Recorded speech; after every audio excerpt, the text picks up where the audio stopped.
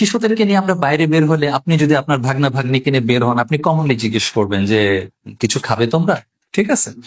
তা আমি ওদেরকে বললাম যে আম্মু কিছু কি খেতে চাও? তো ওরা এমনিও লাজুক স্বভাবের এবং মানে এত লোকের সামনে ওরা জোরে কথা বলেও না। তো আমি হাঁটু গেড়ে বসে ওদেরকে জিজ্ঞেস করছি যে আম্মু তোমরা কিছু খেতে চাও? এখানে ফ্রুটস আছে, জুস আছে, বিস্কুট আছে। আমি নিজে থেকেই বলছি, হ্যাঁ, সারাদিন তো এগুলো আমরা পেয়েছি। তো ওরা বললো যে আব্বু আইসক্রিম খাবো। হ্যাঁ, বিশ্বাস করেন আমি তো যেহেতু জোহরের আগ পর্যন্ত আশেপাশে ঘুরেছি, আমি আইসক্রিম দেখি না। আচ্ছা, হ্যাঁ, তা আমি ওদেরকে বলেছি যে আম্মু আইসক্রিম তো এখানে নাই, তুমি লাবান আছে, তুমি কি লাবান খাবা? তা আমি হাঁটু গাড়া বসা ছিলাম, এবার উঠে আমি খুঁজতেছি যে কোন দিকে লাবান পাবো। হ্যাঁ, ঠিক আছে, কোন দিকে লাবান দিচ্ছে কিনা, জাস্ট বড় বড় লরির দিকে তাকিয়েছি যে কেউ লাবান দিচ্ছে কিনা। ওরা আবারও বললো না আব্বু আইসক্রিমই খাবো। তা আই ওয়াজ স্টিল লুকিং, আমি দুই পাশে দেখছি।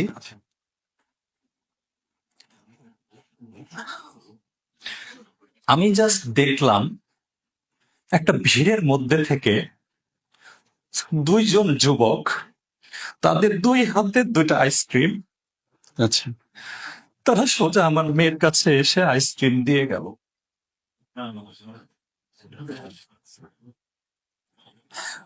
আমি বুঝলাম না এত দূর থেকে ভিড়ের মধ্যে থেকে দুজন আসবে কেন হাতে আইসক্রিম নিয়ে।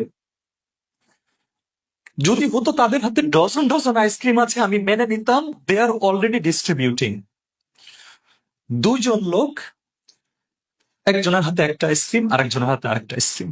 আল্লাহ সুবহানাহু ওয়া তাআলা আপনাদের জন্যই পাঠিয়েছে, বাচ্চাদের জন্যই পাঠিয়েছে বিষয়টা। আমি জানেন আমার জাস্ট মনে হলো তখন, আমার জাস্ট মনে হলো আল্লাহ আমাকে বুঝাই দিলেন শিরলে এটা আরাফার মাঠ।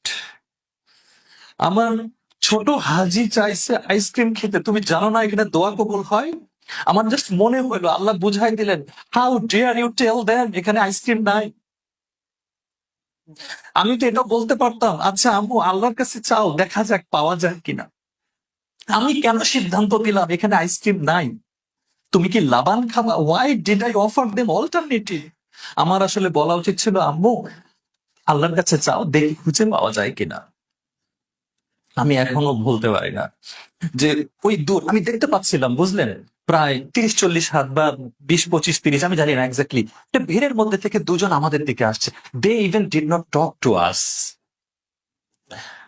আইসক্রিম দুজনকে দিয়ে দিল।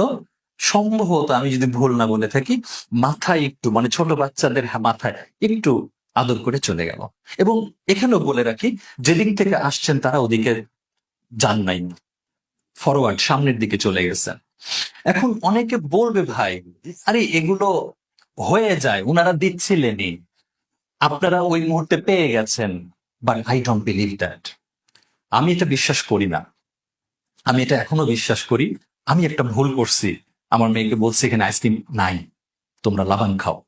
কিন্তু আল্লাহ তাদের দোয়া কবুল করছেন, তাদেরকে দিয়েছেন। এবং আমি এখনো এই ঘটনাটা আমার পরিবারকে এবং বিশেষ করে আমার দুই মেয়েকে আমি নার্চার করি, আম্মু don't forget this, Allah is with us. আল্লাহর কাছে চাইলে পাওয়া যায়, আল্লাহ দেন, মানে এই বিশ্বাসগুলো আসলে স্টেবল করা। তো আসলে এগুলো প্রত্যেক বছর হজে, হজে আরাফার দিনে এটা তো মনে পড়েই। এবং ভাই বিশ্বাস করেন যতবার মনে পড়ে, এই যে আজকেও যেমন আমি একটু ইমোশনাল হয়ে গেছি, আমার এমন একটা দিন যায় নাই যে এই ঘটনা মনে পড়েছে আর আমাদের কান্না আসে নাই। ঠিক আছে, কান্না আসার মতোই বিষয়। হ্যাঁ, সেটাই। সুবহানাল্লাহ। তো এটা এখন অনেকে বলবে কামান শিবলি ভাই সামান্য একটা আইসক্রিম নিয়ে আপনারা এত ইমোশনাল হয়ে যাচ্ছেন। No, it's not ice cream only, this is the response of আল্লাহ সুবহানাহু ওয়া তাআলা। এটা এটা আইসক্রিম দিয়ে হিসাব করলে এটা তুচ্ছ ঘটনা, কিন্তু যদি আল্লাহর রেসপন্স হিসেবে দেখেন এটা তুচ্ছ ঘটনা নয়। এবং এখানে আমাদের আরেকটা বিশ্বাস রাখতে হবে, এটা এটা আল্লাহ ওয়াদা করেছেন আরাফার দিনের দোয়া কবুল হয়। অনেক হাজিরা যান, যারা জীবনে প্রথম যাবেন এটা মনে রাখবেন, অনেক হাজিরা যান শুধু আশেপাশে ঘুরে ফিরে দেখতে দেখতে আর খাবার সংগ্রহ করতে করতে সময় নষ্ট করেন।